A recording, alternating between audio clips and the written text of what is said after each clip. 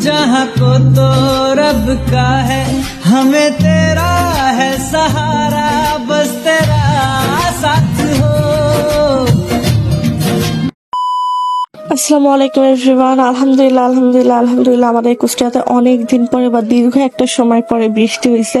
অনেকদিন কুষ্টিয়ার মানুষজন বা আমরা সকলে অনেক কষ্ট করছি এই কাঠপোড়া রোদে, বা এত তীব্র রোদ বা এত গরম ছিল। আমরা অনেক দিন যাবত অনেক কষ্ট করছি এই রোদে বা এই গরমে, না যেত ঠিক মতন খাওয়া দাওয়া করা, ঘুরতে যাওয়া, বাইরে যাওয়া, দৈনন্দিন কাজ করা খুবই কষ্ট হয়ে গেছিল সবকিছু একসাথে ট্যাকেল দেওয়া।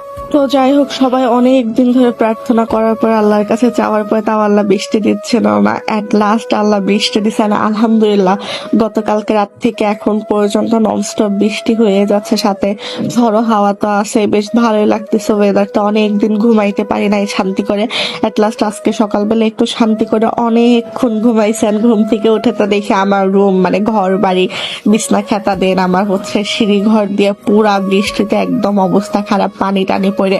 আর এদিকে আমি বাইরে আসার একটা মেন রিজন হলো আমাদের উপরে সিঁড়ি ঘরের চালটা দেখে কেমন করে ধাপ ধাপ করতেছে। আমি বললাম উড়ে গেল নাকি খুলে গেল, কি হয়েছে সেটা দেখার জন্য বাইরে আসা। বাট এসে দেখি যা ভাবছি তাই হয়েছে।